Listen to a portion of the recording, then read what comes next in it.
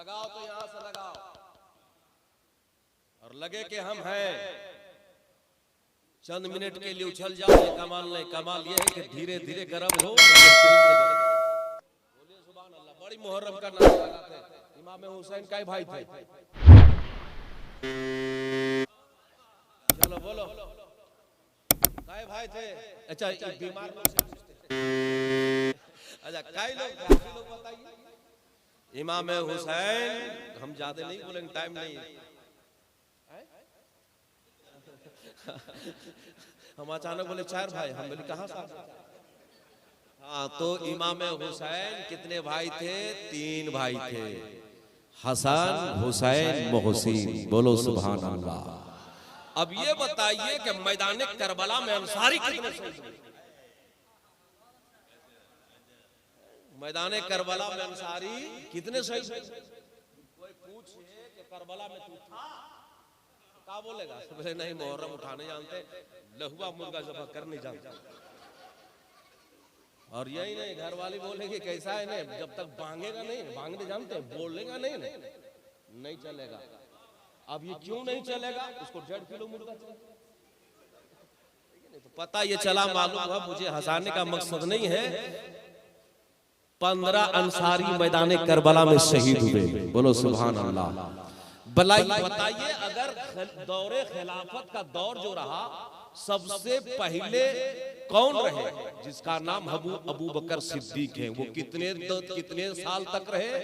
उनका दौरे खिलाफत कितना साल रहा? 2.5 साल। कितना साल? 2.5 साल।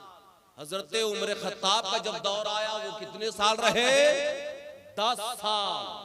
कितना साल? 10 साल।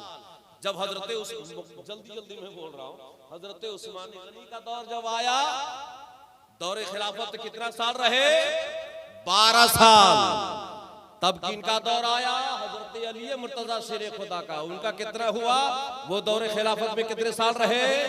4 साल। हजरत इमाम हसन कितने साल रहे?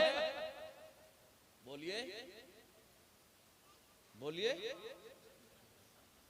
सब हम ही बोलेंगे।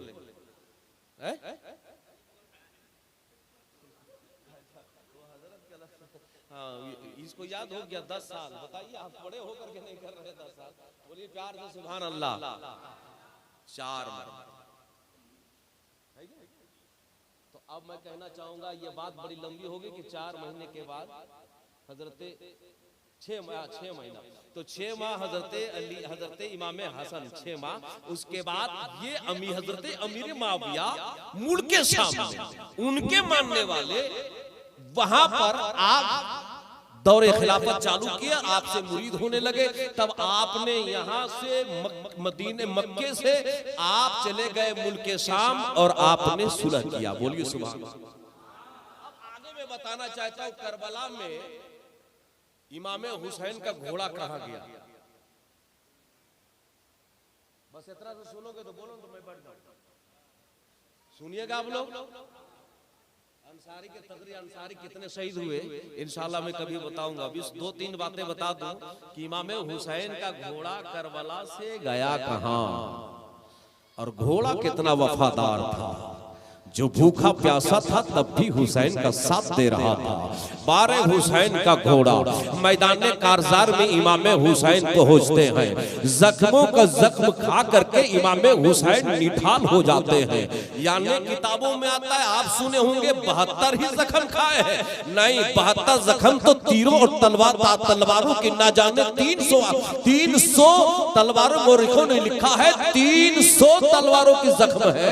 और नेज़े का है 72। मैं अर्ज करना चाहता हूँ, ये जख्म खाने के बाद हुसैन निढाल हो जाते हैं, ये लड़खड़ाने लगते हैं। तो अब बताओ हुसैन का घोड़ा कितना ऊंचा था और हुसैन का घोड़ा कितना वफादार था। इमाम हुसैन का घोड़ा समझ गया, मेरा आका अब गिर ना जाए, कहीं मेरा शहंशाह गिर ना जाए, कहीं मेरा मालिक ना गिर जाए। इमाम हुसैन का घोड़ा समझ गया, अब मेरे आका हुसैन अगर गिरे मेरे पुष्प से तो कहीं चोट ना लगे। हुसैन के घोड़ा बढ़ जाता है, घुटने के बल बैठ गया। जब घुटने के बल बैठा तो हुसैन दाहिने तरफ किधर?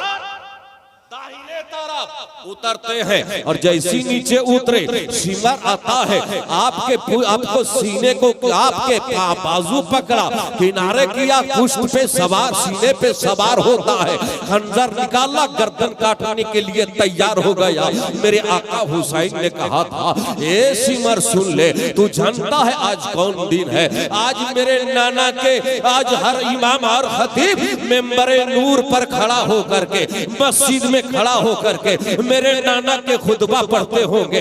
आज जुम्मे के दिन है, नादान हट जा, पहले मुझे 2 रकात नमाज पढ़ने दे। अब इमाम अली मकाम की कहते हैं, जैसी शिमर हटा है, इमाम हुसैन सजदे में सर रखे हैं, खंजर निकाला, शिमर गर्दन को काटना शुरू करता है, रगे कटने लगती है, खून के फव्वारे छूटने लगते हैं। मैं पूछना चाहता हूँ, रगे कटी होगी, खून रगे कटी होगी, दर्द हुआ होगा कि नहीं? जैसी रगे कटी, खून के फव्वारे छूटे, वो रगे जिसमें फातिमा का दूध उतरा हो, वो फातिमा जिसे अपने लहू, अपने छाती का लहू पिला के परवान चढ़ा रही हुसैन को, इमाम अली मकाम सैयदे शोहदा मैदान करबला के मुसाफिर हैं। मैं कहना ये चाहता हूँ, इमाम अली मकाम है, जैसी गर्दनें कटी हैं, बताइए तो सही, अगर किसी को इंजेक्शन दिया जाए दर्द होता है कि नहीं? किसी की उंगली की थोड़ी सी चोट हो जाए, चोट लगे तो वो बेचैन हो जाए, वो बेकरार हो जाए। मगर ए नबी के दीवानों,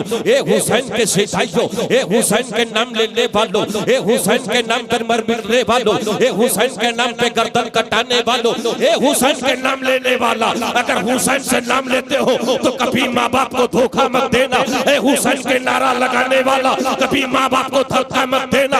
ए नबी के कलमा पढ़ने वालों, कभी बूढ़ों को धक्का मत देना, कमजोरों पे मत सताना।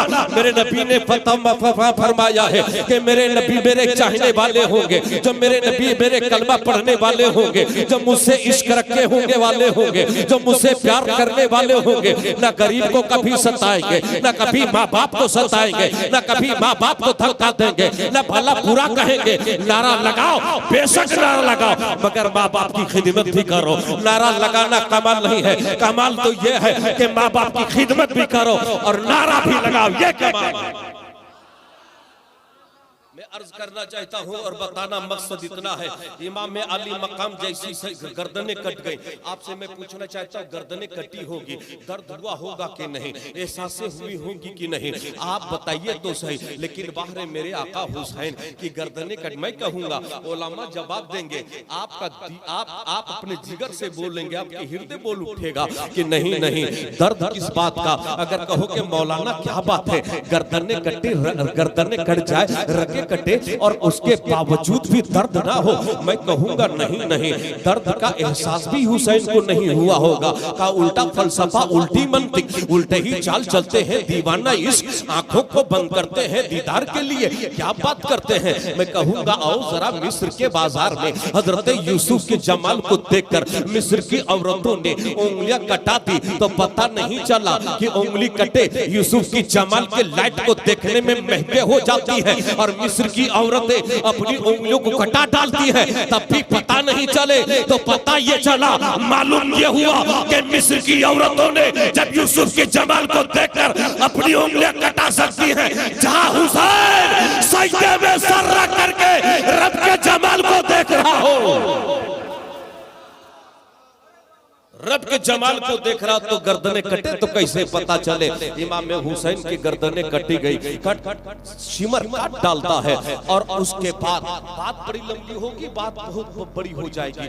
मैं ये कहना चाहूंगा कि उस वक्त घोड़े से जिस्म को जितने शहीद हुए थे, घोड़ों के टापों से लाशों को कुचला जाना शुरू कर दिया गया, और जैसी कुचलना शुरू किया, हुसैन का घोड़ा देखता रहा मेरा इमाम का लाश किधर है, मेरे इमाम किधर पड़े हैं। वो इमाम को ढूंढता रहा, इमाम को ढूंढता रहा, वो ढूंढते ढूंढते आखिरकार इतने लाश अलग थलग हो गए कि वो पहचान ना सका कि मेरे आका हुसैन कहाँ हैं। इतने में मेरे दोस्तों यजीदी लश्कर सब चले गए, इमाम हुसैन का सर यजीदी लेकर के अपने खेमे के तरफ चले गए। जैसी जाना ही था, सब जितने घोड़े थे यजीदी अपने तरफ ले गए, मगर तन्हा करबला के रेत में अगर कोई है तो वो हुसैन का घोड़ा है। वो इमाम हुसैन के लाश को ढूंढना शुरू करता है। हर लाश के करीब जाता था और सूंघता था, और सूंघ के फिर दूसरे लाश पे जाता, उस लाश को सूंघता था, फिर तीसरे लाश में जाता, फिर लाश को सूंघता। सूंघते सूंघते हर लाशों को सूंघते सूंघते इमाम पाक के लाश के करीब आया है। तारीखों ने लिखा है कि जैसे इमाम अली मकाम के घोड़ा ने जैसे इमाम हुसैन के लाश को बोसा दिया, सूंघा, और सूंघने के बाद समझ गया ये मेरे इमाम है, ये मेरे बादशाह है, ये मेरे आका है, और सूंघने के बाद इमाम हुसैन के लाश को चूमने लगा। और जब चूमने लगा और चूमते ही रहा, इतने में यजीदी फौजों ने कहा, इब्ने जियाद ने कहा, वो बताओ करबला के रेत में किसका घोड़ा है, उस मैदान में किसका घोड़ा है? यजीदियों में से किसी ने कहा था वो हुसैन पाक का घोड़ा है। कहा जाओ उसे पकड़ कर ले आओ। मैं पूछना चाहता हूँ, कायर की तरह मुसलमान जीता नहीं है, मगर बारे हुसैन का घोड़ा, बड़ी बड़ी बात तो एक जुमला मैंने कह दिया, कायर की तरह मुसलमान जीता नहीं है। आज दर बदर की ठोकर खाने के बावजूद हम लोग चुपचाप रहते हैं। कायर की तरह जियो नहीं, मरो तो समझ लो, समझने हमारी बात।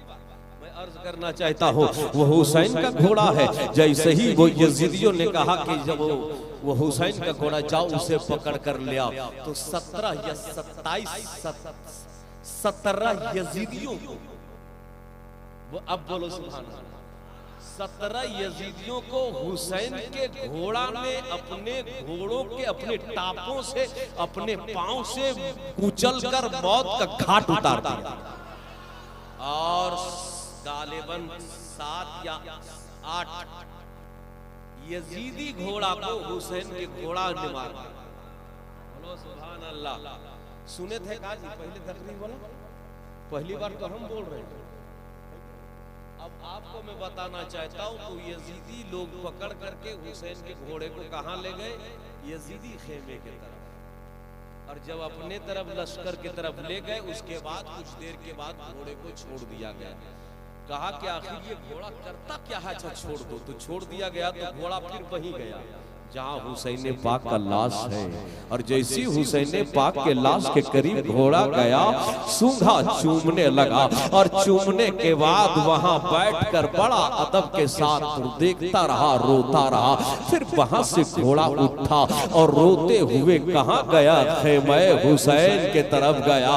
वो चीखता हिनहिनाता हुआ करबला के रेस से वो खेमे के तरफ घोड़ा चला है, दौड़ता हुआ चला, भागता हुआ गया और चीखता हुआ गया। सकीना वो कनात जो आधा कनात जला हुआ था, आधा कनात बचा था। इमाम अली मकाम सैयद शोहदा मैदान करबला के वो मजलूम बच्ची सकीना वो खेमे से पर्दे को हटाती है और देखी तो कहने लगी, वो फूफी जान देखो ना, वो बाबा का घोड़ा आ रहा है, मगर बाबा घोड़े पे सवार नहीं है। इतना कहना था। ज़ैनब देखती है घोड़ा तो है मगर मेरा भाई नहीं है। शहरबानो कहती है घोड़ा तो है मेरा सुहाग नहीं है।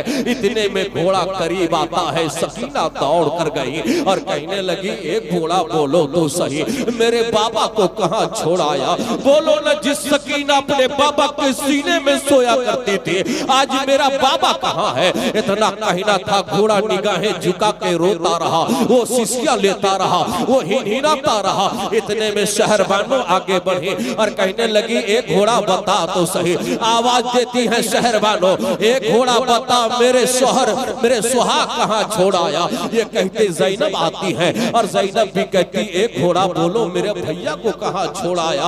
अब जब रोने की सदाएं खेमे में बुलंद होती है, सदाएं बुलंद हो गई तो घोड़ा पर सकीना अलग रो रही है, शहरबानो अलग रो रही है, हमीदा अलग रो रही। हमीदा कौन है? मुस्लिम बिन अकील की 18 साल की बच्ची है। हजरत हमीदा रो रही है, शहरबानो रो रही है, हजरत उम्मे लैल रो रही है, हजरत ज़ैनुल आबिदीन बेहोश पड़े हैं। मैं कहना चाहता, उस वक्त जब रोने की सदाएं बुलंद होती है तो घोड़ा बर्दाश्त न कर सका।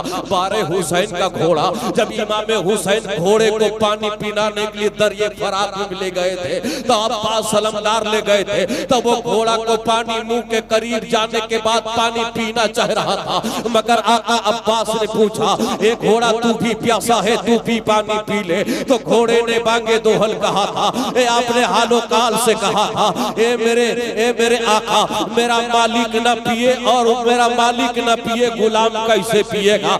एक तारीख में लिखने वाले ने मोरिखों ने लिखा है कि घोड़े ने पानी के अंदर मुंह तो करीब पानी के करीब मुंह ले जाता है, मगर घोड़ा मुंह से बाहर पानी से सर उठा लेता है, अपने उठाता है। और जैसी पानी से सर उठाया तो मेरे आका अब्बास सलमदार ने पूछा था, ए घोड़ा, ए बेटा घोड़ा, तू क्यों नहीं पानी पी लेता है। तो घोड़े ने कहा था, सरकार मैं पीता, मगर पानी सबसे पानी में सकीना नजर आती है। वही घोड़ा वहां से दौड़ा है। कितना वफादार घोड़ा था। आज हम 10 मिनट बैठे हैं तो बेचैन है, मगर करबला के रेत में वो लहू लहान है, घोड़ा तब भी हुसैन का साथ नहीं छोड़ा।